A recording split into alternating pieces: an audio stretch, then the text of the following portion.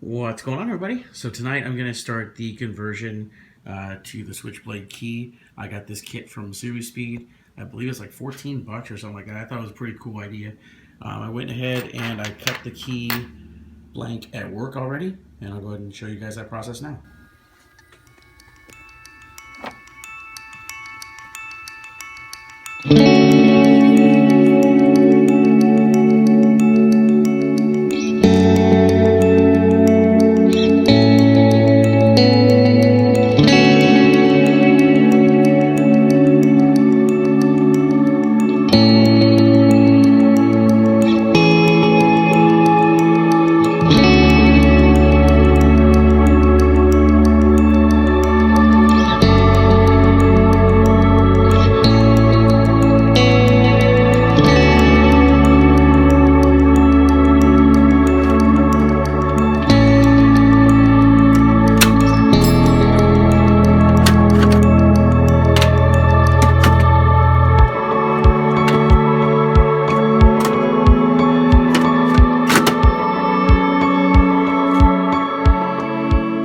So it's nice to work at a dealership, so I can go ahead and cut my own key for this project. But take your original key, put it into slot number 2, which you're going to have to push up on that bar there.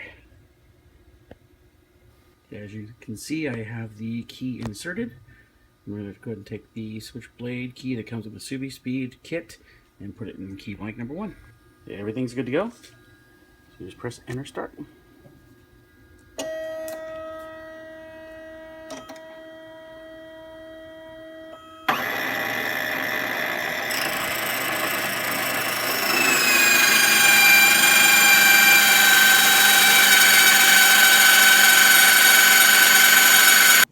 Okay, to start this off, you're going to want to take apart your key.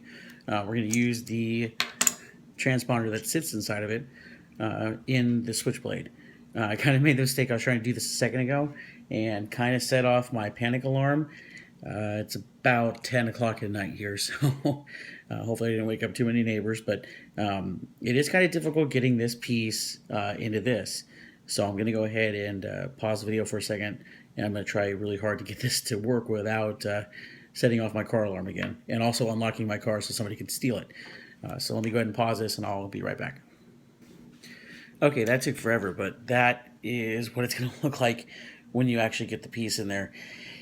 It was really, really hard to get that piece in there. I mean, it took forever. I had to take the back plate off so the battery would come out, so that way it stopped setting off my car alarm, which I'm sure everybody loves around me. But that's exactly what it's going to look like when you are all done. So we're going to move on to the next step now, which is I would be going ahead and putting the key on this little spinning device. I don't really know what to call it right now, but we've already done that. I had to make sure that it worked in the ignition. So what we're going to do next is we're going to go ahead and get this onto that and go ahead and start spinning this thing up. So go ahead and does the Switchblade technique.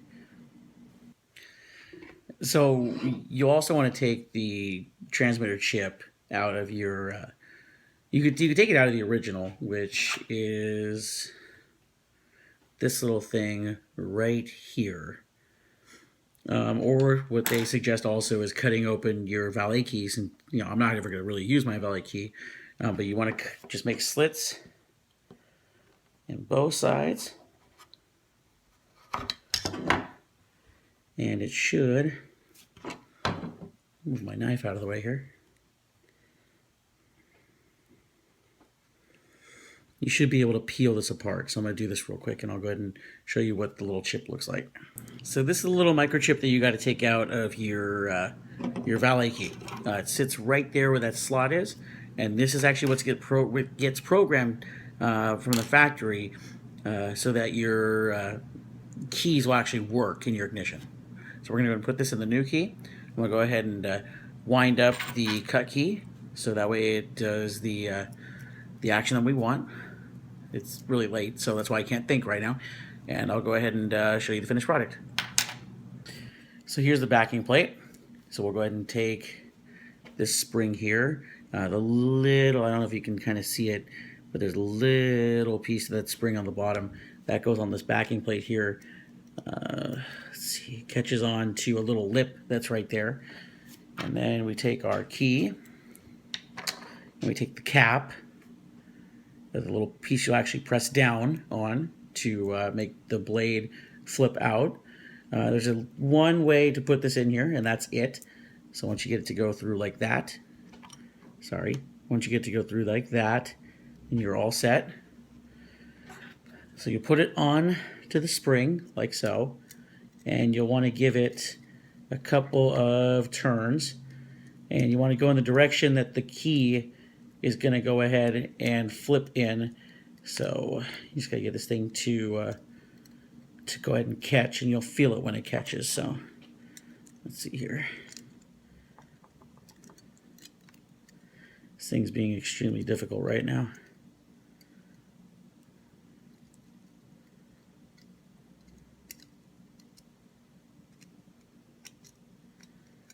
Okay. So you want to just give it a couple of turns. You'll definitely feel if it's too much. And then you'll go ahead and put the key into its position. Which, like I said, this is pretty difficult. This is the most difficult portion right here. See, I just completely messed it up. So I'm going to go ahead and try again here real quick.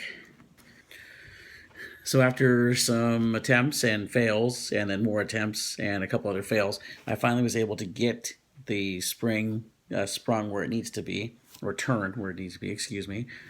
I'm a little tired right now. So you'll take your first piece that you put the transmitter in. Go ahead and stick the button through like that. And then make sure it tightens down pretty good. And then you are all set. You'll, of course, want to test it. We'll go ahead and test it real quick. I think that's awesome. That's just me. I don't know if anybody else is going to think that's cool, but I think that's really cool. So we'll go ahead and put the key down into its lock position. And there's 3 screws on the back of this thing that SubiSpeed provides you with. So you want to go ahead and get the right precision screwdriver and go ahead and put it together. And I'll go ahead and show you this finished product here in a second. And there it is. I put the screws in the back. There is a little Subaru star emblem that they give you, which is pretty cool. I'll put that on there once I verify that this thing works. But I mean, so far, so cool. I mean, so good. This is pretty dope. I mean, I think this, I think Subaru should be doing this from the factory, from the get-go. No more of these normal keys. But, they're going to do what they're going to do. But I think this is awesome.